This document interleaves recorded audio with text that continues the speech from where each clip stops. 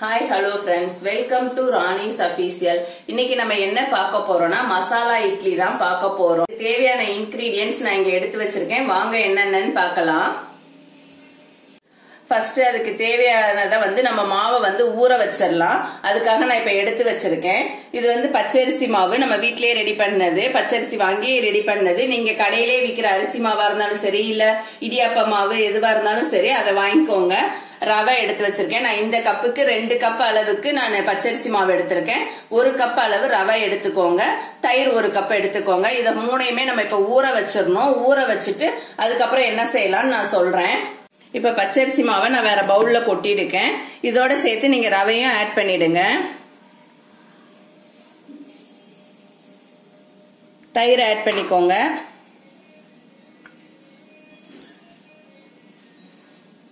தயிர் கொஞ்சம் புளிப்பா இருந்தா நல்லா இருக்கும் இது சாப்பிடுறதுக்கு.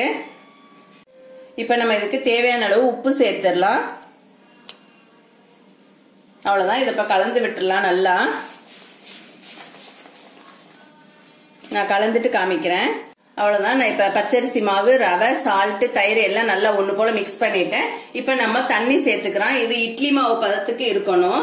அதனால கொஞ்சம் கொஞ்சமா தண்ணி சேர்த்து கலந்து விட்டுக்கோங்க. நீங்க நான் இதை ஃபுல்லா நல்லா கலந்துட்டு உங்களுக்கு காமிக்கிறேன். அவ்வளவுதான். மாவு கலந்தாச்சு. இந்த மாதிரி ஸ்டேஜ்ல கலந்து வச்சுக்கோங்க. நம்ம இட்லி ஊத்துவோம்ல அந்த மாதிரி கலந்து வச்சுக்கோங்க. இதை வந்து நீங்க கலக்கும் போது உங்களுக்கு மாவு வந்து கொஞ்சம் நல்லா சாஃப்டா வரணும் அப்படின்னா நீங்க சோடாப்பு இல்ல ஈனோ ஏதாவது ஒண்ணு ஆட் பண்ணிக்கலாம். நான் எதுவும் ஆட் பண்ணல. நான் இதை கொஞ்ச நேரம் ஊற வச்சு அதுக்கப்புறம் நான் செஞ்சுக்குவேன். உங்களுக்கு வேணும்னா நீங்க ஆட் பண்ணிக்கோங்க. ஏன்னா சோடாப்பு வந்து உடம்புக்கு கெடுதல். அதை ஆட் பண்ணாம இருக்கிறது ரொம்ப நல்லது. மாவை வந்து இப்ப ஊறட்டும். ஒரு 30 நிமிஷம் ஊறணும். நான் மூடி போட்டு வச்சிடறேன். ஊறிட்டு அதுக்கப்புறம் என்ன செய்யலாம்னு நான் காமிக்கிறேன். இப்ப மாவு ஊறிட்டு இருக்கட்டும். அதுக்குள்ளேயே நம்ம வந்து இட்லிக்கு தேவையான மசாலா ரெடி பண்ணிடலாம். இப்ப நான் அதுக்கு வந்து ஃபர்ஸ்ட் உருளைக்கிழங்கு வந்து நான் கழுவி எடுத்துட்டு வந்து குக்கர்ல போட்டிருக்கேன். இது நல்லா கொலைய வேகணும். இதை வந்து நம்ம ஒரு 4-5 விசில் வச்சு எடுத்துக்கலாம். இப்ப மசாலா இட்லிக்கு உருளைக்கிழங்கு நான் வேக வைக்கிறேன்னு சொல்லியிருந்தேன். வேக வச்சு நல்லா ஆற வச்சு இது மாதிரி மசிச்சு எடுத்துட்டு வந்துட்டேன். இப்ப அந்த மசாலாக்கு தேவையான பொருட்கள்லாம் நான் இங்க எடுத்து வச்சிருக்கேன். வாங்க என்னென்னு பார்க்கலாம். வெங்காயம், இது 2 வெங்காயம் பொடிசா கட் பண்ணி எடுத்து வச்சிருக்கேன். மல்லித்தூள், கரம் மசாலா, தனி மிளகாத்தூள் காரத்துக்கு ஏற்ப வச்சுக்கோங்க. இஞ்சி பூண்டு பேஸ்ட், கொத்தமல்லி தழை. அடுத்து என்ன பண்ணலாம்னு சொல்றேன். இப்ப ஸ்டவ் ஆன் பண்ணி கடாய் ஒன்று வச்சிடலாம். கடாய் சூடாகட்டும். இப்ப கடாய் சூடாயிருச்சு. நம்ம எண்ணெய் சேர்த்துக்கலாம். இந்த கடாயில ஒரு 3 டீஸ்பூன் அளவுக்கு சேர்த்துக்கோங்க. எண்ணெய் சூடாகட்டும். இப்ப எண்ணெய் சூடாயிருச்சு. இதுல நம்ம வெட்டி வச்ச வெங்காயத்தை சேர்த்துக்கலாம்.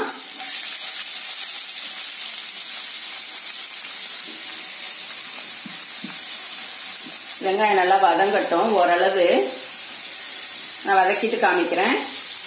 இப்ப வெங்காயம் இந்த அளவுக்கு வதங்கி இருக்கு. இப்ப நம்ம இதுல இஞ்சி பூண்டு பேஸ்ட் ஆட் பண்ணிக்கலாம். 2 டீஸ்பூன் ஆட் பண்ணிக்கோங்க. இதை நல்லா கலந்து விட்டுருங்க இந்த வெங்காயத்தோட.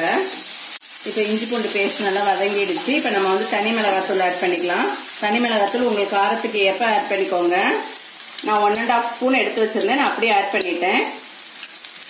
இதை நல்லா கலந்து விட்டுக்கலாம். இப்ப அது கலந்து விட்டாச்சு. இப்ப கரம் மசாலா ஆட் பண்ணிக்கலாம். மல்லித்தூள் ஆட் பண்ணிக்கலாம்.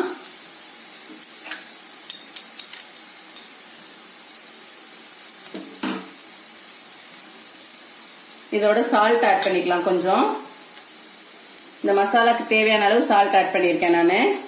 இப்போ ஸ்டவ்வை வந்து மீடியம் ஃப்ளேம்ல வச்சு இந்த மசாலாம் பச்சை வாடை போற வரைக்கும் நல்லா ஒன்னோட ஒன்னா நல்லா மிக்ஸ் பண்ணி விட்டுருங்க. ஒரு 2 நிமிஷம் வதக்கிக்கலாம் நல்லா. இப்போ நம்ம மசிச்சு வச்ச உருளைக்கிழங்கு இதில் ஆட் பண்ணிடலாம்.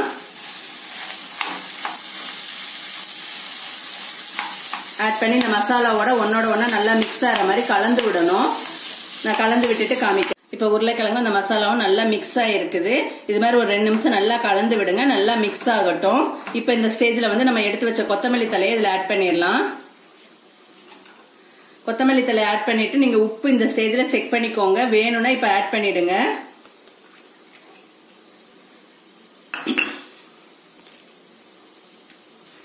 அவ்வளவுதான். இதெல்லாம் நல்லா கலந்து விட்டுக்கோங்க.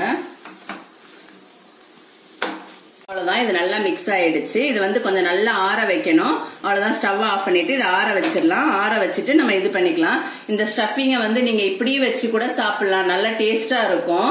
அப்படி இல்ல அப்படின்னா நீங்க மசாலா பூரி இந்த மாதிரி ஏதாவது செய்யணும்னா கூட இந்த ஸ்டஃபிங்க மசாலா பூரிக்கு உள்ள வச்சு சப்பாத்தி இந்த மாதிரி ஐட்டத்துல எல்லாம் இதை உள்ள வச்சு செஞ்சீங்கன்னா இன்னும் டேஸ்ட் நல்லா இருக்கும். நீங்க ட்ரை பண்ணி பாருங்க. அவ்வளவுதான், நான் ஸ்டவ் ஆஃப் பண்ணி இது நல்லா ஆற வச்சு எடுத்துட்டு வரேன். அவ்வளவுதான், இப்ப நம்ம எடுத்து வச்ச மசால் வந்து நல்லா ஆறிடுச்சு. இப்ப வந்து நம்ம கலந்து வச்ச மாவு எந்த பொசிஷன்ல இருக்குன்னு நம்ம பார்க்கலாம்.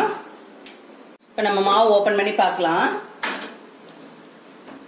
இங்க பாருங்க, மாவு நல்லா மிக்ஸ் ஆகி நல்லா திக்கா வந்திருக்குது. அவ்வளவுதான், இப்ப நம்ம இட்லி ஊத்த வேண்டியதான்.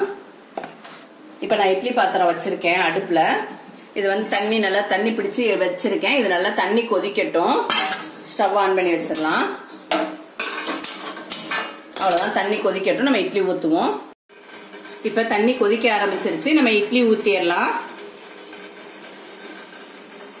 இப்ப நான் இந்த மாதிரி ஒரு கிளாஸ் எடுத்திருக்கேன். இந்த கிளாஸ்ல வந்து எண்ணெய் சுத்தி தடவி எடுத்து வச்சிருக்கேன். இப்ப வந்து மாவை வந்து நல்லா கலந்து விட்டுக்கோங்க. கலந்துட்டு இப்ப இதுக்குள்ள சேர்த்துடலாம். இந்த கிளாஸ்க்குள்ள சேர்த்துருங்க மாவை. இது வந்து நான் இட்லி மாதிரி ஊத்தாம கொஞ்சம் டிஃபரெண்டா பசங்களுக்கு பிடிச்ச மாதிரி ஊத்துறேன். இட்லி மாதிரியும் ஊத்தலாம், நான் இட்லி மாதிரியும் ஊத்தி காமிக்கிறேன். இது மாதிரி ஒரு 3/4 இதுக்கு மட்டும் மாவு சேர்த்துக்கோங்க. சேர்த்துட்டு இப்ப நம்ம மசால் பண்ணி வச்சிருக்கோம்ல, அந்த மசாலாவை வந்து இது மாதிரி நல்லா ரோல் மாதிரி பண்ணிக்கோங்க. நல்லா நிறையவே எடுத்துக்கோங்க. எடுத்து நல்லா ரோல் மாதிரி பண்ணிக்கோங்க. பண்ணிட்டு இப்ப நம்ம இந்த மாவு வச்சிருக்கோம்ல, இந்த மாவுக்குள்ள இது அப்படி மெதுவா உள்ள வச்சிருங்க. இப்படி சென்டர்ல வச்சிருங்க. நிறைய இருந்துச்சுன்னா மாவை கொஞ்சம் புட்டு எடுத்துருங்க. எடுத்துட்டு இது மேல வந்து இது ஃபுல்லா இப்படி கவர் பண்ணிடுங்க. இந்த மாவுக்கு மேல, இந்த மசாலுக்கு மேல. அவ்வளவுதான், ஃபுல்லா கவர் ஆயிடுச்சு. இப்ப இப்படி நம்ம இட்லி தட்டுல வச்சுட்டு இந்த தட்டை நான் உள்ள போட்டுருவேன். உள்ள போட்டுட்டு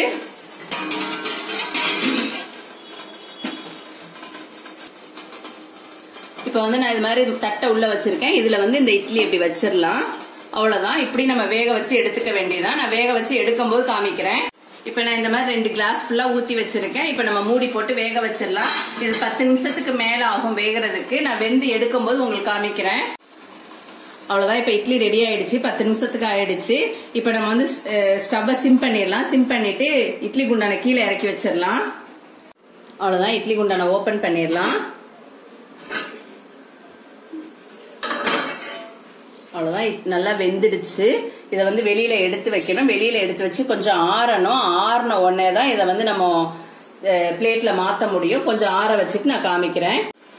இப்ப இட்லி பிளேட்ல இட்லி மாதிரி ஊத்தி காமிக்கிறேன்னு சொன்னேன். அது மாதிரி இட்லி தட்டுல வந்து எண்ணெய் தடவி இது மாதிரி கொஞ்சமா மாவு ஊத்திக்கோங்க. மாவு ஊத்திட்டு நம்ம ரெடி பண்ணி வச்ச அந்த ஸ்டஃபிங்க வந்து இந்த மாதிரி கொஞ்சமா ரவுண்டா இதுல வச்சிடுங்க.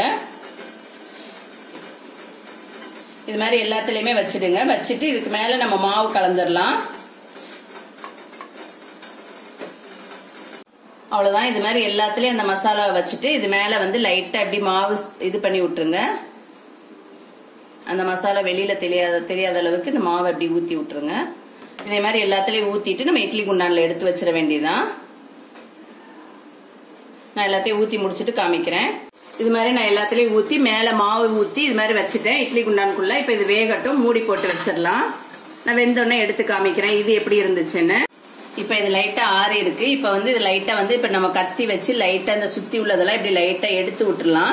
எடுத்து விட்டுட்டு நம்ம இப்படி லைட்டா சாச்சோம்னா அதே வந்துடும். நான் எடுத்துட்டு பிளேட்ல எடுத்துட்டு காமிக்கிறேன். இங்க பாருங்க, கிளாஸ்ல இருந்து அப்படி ஒட்டாம எப்படி வந்திருக்குது பாருங்க. இங்க பாருங்க, நான் கையில எடுத்து காமிக்கிறேன். பாருங்க எவ்வளவு சாஃப்டா இருக்கு பாருங்களேன். இது எப்படி இருக்குது பாருங்க, அவ்வளவு அழகா இருக்குங்க. பாக்குறதுக்கே அவ்வளவு அழகா இருக்கு. இது மாதிரி நீங்க பசங்களுக்கு செஞ்சு கொடுத்தீங்கன்னா டிஃப்ரெண்டா இருக்கும். நான் இன்னொரு இதையும் எடுத்துட்டு காமிக்கிறேன். இப்ப பாருங்க, நம்ம ஊத்துன அந்த 2 கிளாஸ் இதையும் அப்படி நல்லா எடுத்தாச்சு. இது நல்லா சாஃப்டா இருக்கு, அப்படிமோ பாஞ்ச் மாதிரி. இதே மாதிரி நீங்க செஞ்சு பாருங்க. இதை வந்து இன்னும் கொஞ்சம் டிஃப்ரெண்டா அழகுபடுத்தலாம். அது எப்படின்னு நான் சொல்றேன். இப்ப நான் ஒரு கடாய் வச்சிருக்கேன். அந்த கடாயில லைட்டா எண்ணெய் சேர்த்திருக்கேன். இதுல வந்து லைட்டா நம்ம வந்து தனி மிளகாத்தூள் சேர்த்துக்கலாம். ஸ்டவ்வை வந்து சிம் பண்ணிடுங்க ஃபுல்லா, இல்லைன்னா மிளகாத்தூள் கரிஞ்சிடும். இதுலயே கொஞ்சமா மல்லித்தூள் சேர்த்துக்கலாம். அவ்வளவுதான், இதை இப்ப வந்து நல்லா கலந்து விட்டுடலாம். கொஞ்சமா கருவேப்பிலை ஆட் பண்ணிக்கோங்க, சால்ட் ஆட் பண்ணிக்கோங்க. இதுல கொஞ்சமா கருவேப்பிலை சேர்த்துக்கலாம். அவ்வளவுதான், இதை கொஞ்சம் நல்லா மிக்ஸ் பண்ணி விட்டுக்கலாம். ஸ்டவ்வை வந்து மீடியம் ஃப்ளேம்லயே வச்சுக்கோங்க. அவ்வளவுதான், இந்த மிளகாத்தூள் நல்லா பொரிஞ்சு வர ஆரம்பிச்சிருச்சு. ஸ்டவ் ஆஃப் பண்ணிடலாம். நம்ம ஆஃப் பண்ணிட்டு நம்ம இப்ப வேக வச்சு எடுத்து வச்சிருந்தோம்ல இந்த இதை வந்து இதுல இப்படி ரோல் பண்ணிடலாம். இது சுடாது, கொஞ்சம் இது மாதிரி ஃபுல்லா நல்லா ரோல் பண்ணிடுங்க இந்த மசாலால.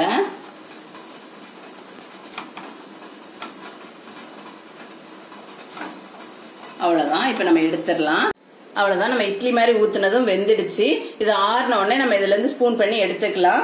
நான் ஆறின உடனே எடுக்கும்போது காமிக்கிறேன், ஆறட்டும். இப்ப நான் கிளாஸ் வச்சு வேக வச்சதுல வந்து ஒண்ணு வந்து என் பொண்ணு அப்படியே தான் வேணும்னா ஒண்ணு மட்டும் நான் மசால் போட்டு ரெடி பண்ணி வச்சிருக்கேன்.